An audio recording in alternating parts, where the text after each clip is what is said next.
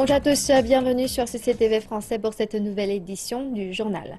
Nous commençons notre édition avec les glissements de terrain survenus dimanche dernier dans un parc industriel de Shenzhen, dans la province du Guangdong, dans le sud de la Chine.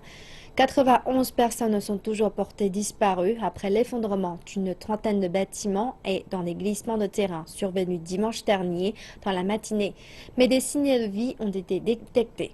Actuellement, près de 3000 secouristes s'activent à déblayer la zone à la recherche de victimes survivantes. Les autorités ont donné leur 4e conférence de presse pour faire le point sur les opérations de secours. Hier à 19 h, après les dernières conclusions des experts, nous avons confirmé que d'autres glissements n'étaient plus prévisibles et que les sols et les buttes de terre alentour étaient stabilisés. Mais, à cause de la pluie et du poids des monticules de terre, de petits glissements de terrain ont perturbé le travail des équipes de secours. Les secouristes doivent rester vigilants pour ne pas heurter les victimes toujours présentes sous les décombres et sans oublier leur propre sécurité, en raison des risques potentiels d'autres effondrements. Yang Shangchun a par ailleurs rappelé que la priorité était de retrouver les victimes toujours portées disparues. Un groupe d'experts spécialisés dans 15 domaines différents, allant de la géologie à la construction en passant par l'ingénierie des gaz, ont été envoyés sur place pour apporter leur support technique. 172 engins d'excavation s'activent à déblayer les décombres. De nombreuses cellules de surveillance ont été mises en place pour contrôler la stabilité des structures. Le gigantesque glissement de terrain s'étend sur près de 380 000 mètres carrés et sur plus d'une dizaine de mètres de profondeur. 2 points de contrôle ont été mis sur pied pour collecter et vérifier les informations des personnes portées disparues. Les quelques 900 personnes évacuées après le glissement de terrain séjournent provisoirement dans des gymnases, des centres communautaires et dans les hôpitaux de la région.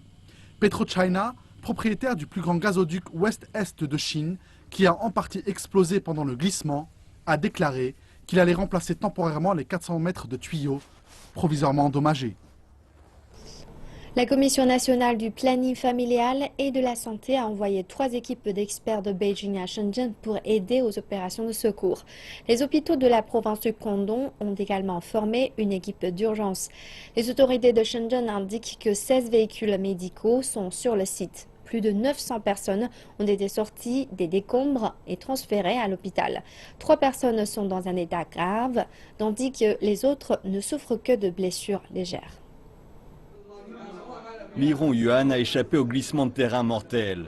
Il est également parvenu à sauver sa grand-mère de 78 ans. Je l'ai portée dans mes bras. Quand je l'ai prise, ma jambe gauche était enfoncée presque jusqu'au genou. Malgré cela, j'ai réussi à la porter et à courir. 5 secondes plus tard environ, la coulée est passée juste derrière moi. Li Rongyuan et sa grand-mère ont frôlé la mort. Tout s'est joué à quelques secondes. D'autres ont été moins chanceux. Plusieurs personnes ont été sorties des décombres et envoyées dans les hôpitaux situés à proximité. Ils sont tous dans un état stable, sans blessures graves. Quelques fractures, quelques coupures et des bleus. Rien de véritablement grave. Le plus jeune survivant est un garçon âgé d'à peine 8 ans. Il raconte son aventure. Le glissement de terrain était vraiment terrifiant. Nous avons sauté du bâtiment, mon père me portait. Les opérations de secours se poursuivent et les autorités locales ont bon espoir de retrouver de nouveaux survivants. Le comité permanent de l'Assemblée populaire nationale de Chine s'est réuni pour sa session bimensuelle. Au cours de la session de 7 jours qui débute aujourd'hui, les législateurs passeront en revue des projets de loi sur la lutte contre le terrorisme, la violence domestique, le système national de gratification, l'éducation et les associations caritatives. Les législateurs débattront et passeront également en revue les projets de loi relatifs à la protection de la faune, à la médecine traditionnelle chinoise, au planning familial et à la réforme du système médical. Ils examineront par ailleurs les projets de loi concernant les dettes des gouvernements locaux, la mise en œuvre des lois sur l'autonomie des régions autonomes des minorités ethniques, mais aussi les lois relatives à la protection des personnes âgées. Le projet de loi antiterroriste va passer en troisième lecture. Lors des deux dernières lectures, les législateurs ont appelé à une meilleure définition du terme terrorisme et ont proposé la création d'une agence antiterroriste qui sera chargée de rassembler et de coordonner les renseignements en la matière. Nous poursuivons avec les élections législatives en Espagne. Le peuple espagnol a envoyé dimanche un avertissement clair aux formations politiques traditionnelles. Le Parti populaire de droite est arrivé en tête des élections législatives, mais a perdu sa majorité absolue. Les socialistes sont deuxièmes, talonnés par Podemos. Résultat, un parlement morcelé et un pays difficile à gouverner. Les conservateurs du Parti populaire au pouvoir depuis 2011 ont remporté 121 sièges sur 350 au Parlement, soit 65 sièges de moins qu'en 2011, et loin de la majorité absolue qui leur permettrait d'être investis sans souci. Même avec le soutien des 40 députés de la nouvelle formation libérale Ciudadanos, qui a annoncé à maintes reprises qu'elle refuserait l'investiture au chef du gouvernement sortant, Mariano Rajoy, ils auraient des difficultés à former un gouvernement. Le Parti socialiste arrive deuxième avec 91 sièges, le pire résultat de son histoire. Son hégémonie est menacée par l'autre nouvelle formation, celle-ci de gauche radicale, Podemos. Le parti de Pablo Iglesias, né en janvier 2014, émerge comme troisième force politique et obtient avec ses alliés plus de 20% des voix et 69 sièges. Il avait même été donné en deuxième position par un sondage réalisé à la sortie des urnes. La Cour suprême indienne a rejeté le recours contre la libération du plus jeune condamné dans le viol collectif et le meurtre d'une étudiante à New Delhi, une décision qui a suscité l'ire des parents des victimes qui ont déclaré que la justice les avait trahis. Les juges ont estimé qu'il n'existait aucun argument légal à la pétition de la commission des femmes de Delhi qui souhaitait annuler la libération du condamné aujourd'hui âgé de 20 ans. Swati Maliwal, présidente de la commission des femmes de Delhi, a déclaré que le système dans son ensemble avait abandonné les femmes indiennes. Le condamné, alors mineur au moment des faits, était l'un des membres d'un groupe de 6 hommes qui ont kidnappé une jeune étudiante, Jyoti Singh Patey, avant de la séquestrer à bord d'un autobus, de la violer avant de la laisser sur le bord de la route. La jeune fille est morte 2 semaines plus tard dans un hôpital de Singapour. L'un des 6 participants s'est suicidé en prison avant le procès. Les 4 autres ont été condamnés à mort en 2014 et ont fait appel de leur sentence devant la Cour suprême. Merci de nous retrouver pour la seconde partie de cette édition. Passons tout de suite au monde de l'économie, présenté par Georges Zi. Bonjour à tous. À la une de cette partie, les plus hauts dirigeants de la Chine devaient conclure aujourd'hui leur conférence centrale sur le travail économique. La réunion à huis clos devrait accoucher d'un document clé fixant l'agenda national pour l'économie et traçant les plans pour 2016. Une tâche clé est de fixer les objectifs de croissance du PIB de l'an prochain. Parmi les experts, il est largement anticipé que le taux de croissance annuel soit fixé entre 6,6 et 6,8%.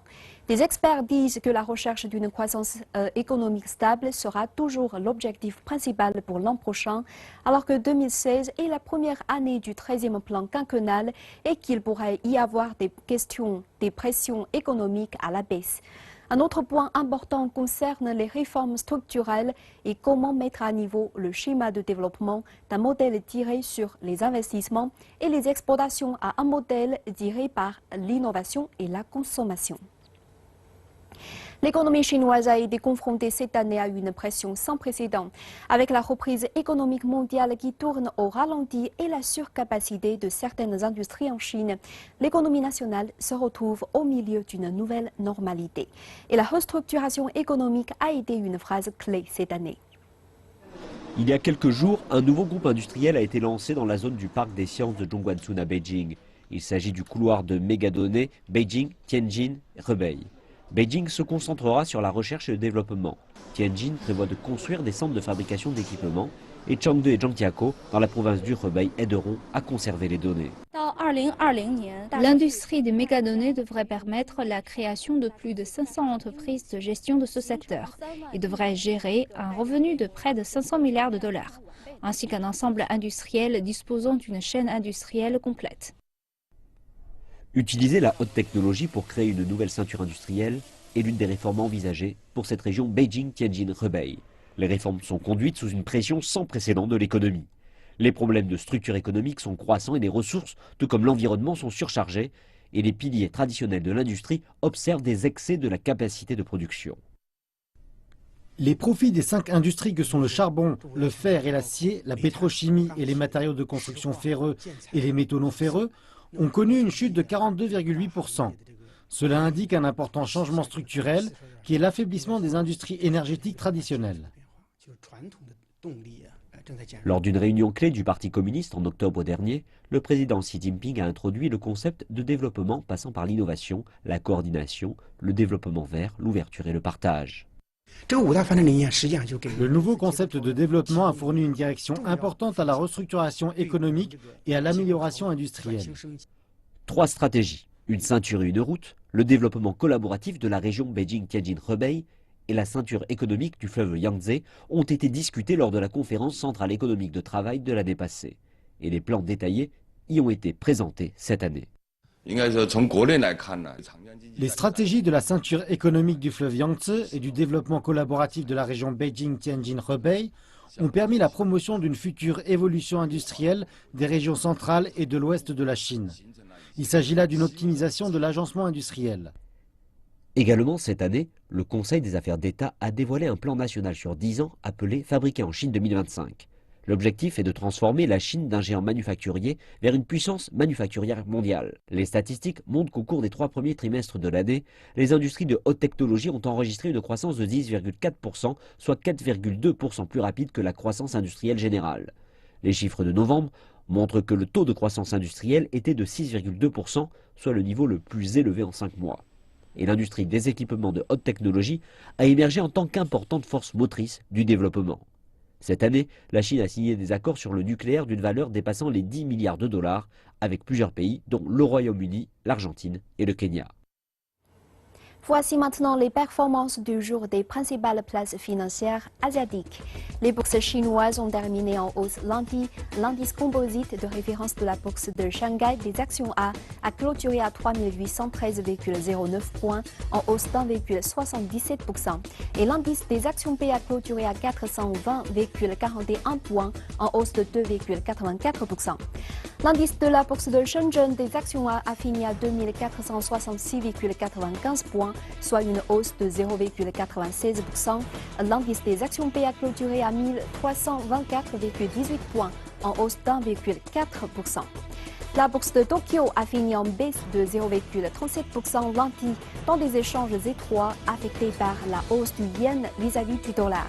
L'indice Nikkei a perdu 70,78 points à 18 916,02 points. Et nous enchaînons avec les taux de change, les prix du pétrole et ceux des métaux précieux.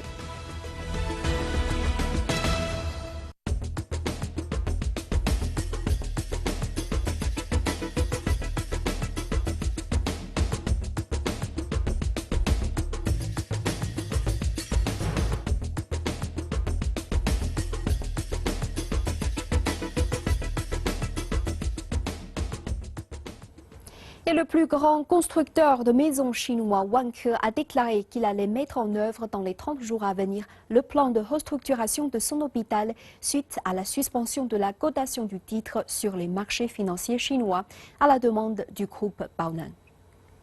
Cette décision implique que les échanges d'actions Wanke ne reprendront au plus tard qu'au 18 janvier prochain. Le week-end dernier, de nombreux rapports ont indiqué que Wanke pourrait entériner certains partenariats afin de conserver le contrôle de l'entreprise. Parmi les partenaires possibles, on retrouve COFCO, le plus grand groupe de production alimentaire de la Chine. Mais pour le moment, cette information n'a pas été confirmée. COFCO a également démenti toutes les rumeurs de prise de participation dans le capital de Wanke.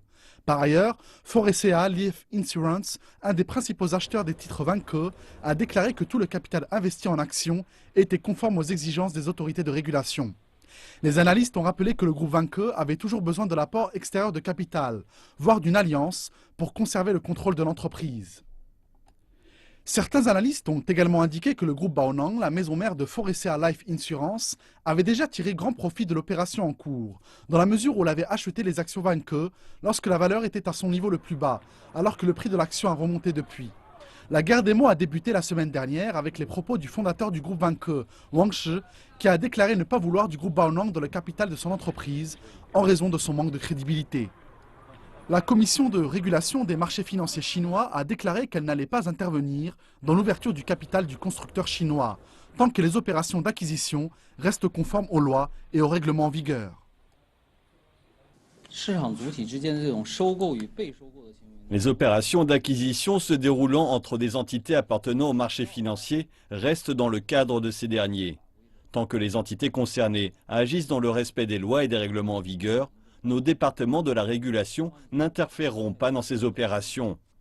Quant à la question des leviers, nous n'avons pas encore connaissance de tous les détails et nous devons poursuivre nos efforts pour parvenir à une maîtrise complète. Et enfin, le 7e art, Star Wars, le réveil de la force bat des records aux États-Unis et dans le reste du monde, et ce notamment au niveau des produits dérivés qui pourraient générer jusqu'à 2 milliards de dollars de recettes pendant les fêtes. C'est l'heure de s'amuser pour les fans de Star Wars. Adam Wilson fait tirer son BB-8, un petit robot créé par Sphero, une société américaine qu'il a cofondée. Le BB-8 est contrôlé par téléphone, via une application dont les mises à jour permettent d'améliorer le comportement du robot. C'est ainsi que vous pensez que seront les choses à l'avenir. Je ne veux pas que mes choix restent simplement en l'état. Ils s'amélioreront constamment, il y a une raison d'y revenir. Cette philosophie imprègne la franchise Star Wars, dont le BB-8 fait presque partie. Quand le responsable de Walt Disney est pour la première fois entré en contact avec Sphero au sujet du réveil de la Force, son nouveau film, il était tout ce qu'il y a de plus sérieux. Il disait non pour de vrai. Il est le film et il y a un nouveau robot dans ce film qui ressemble à votre produit. Aujourd'hui, le BB-8 est produit en masse en Chine et se trouve sur les étagères des magasins du monde entier. Cela amène le merchandising et le marketing de Disney à un tout nouveau niveau. Les experts estiment que le plan merchandising de Disney pour la sortie du dernier Star Wars au niveau jouets et autres produits dérivés est du jamais vu. Voilà, bienvenue dans ma grotte de Star Wars. Jonathan Thornton possède chaque objet possible lié à la saga, ce qui inclut des figurines de personnages qu'il n'a encore jamais vus. Je ne connais pas encore le rôle qu'il va avoir dans le film, mais en attendant, je peux faire jouer mon imagination. La popularité multigénérationnelle de Star Wars a fait exploser la demande, et la chaîne d'approvisionnement est beaucoup plus sophistiquée que quand le premier épisode est sorti il y a 40 ans. Ils vendaient des boîtes vides avec à l'intérieur une note expliquant qu'ils n'avaient pas pu obtenir la marchandise aussi vite que le consommateur l'aurait souhaité. La situation n'a pourtant pas vraiment changé aujourd'hui. C'est fou de voir les fans qui enfoncent les portes. Il y a une limite, 2 par personne. Il y a des gens qui en prennent 2 tout de suite et se dirigent directement vers la caisse. Les jouets Star Wars pourraient générer jusqu'à 2 milliards de dollars de recettes pendant les fêtes. C'est une bonne nouvelle pour des sociétés telles que Sphero. Cela va au-delà de ce que nous avions imaginé. Et voilà, c'est la fin de cette partie. Et maintenant, retour au plateau avec Julie. Merci Georges Zing. Et c'est ainsi que se termine notre journal. Merci de votre fidélité. Bonne suite de programme sur CCTV français. À bientôt.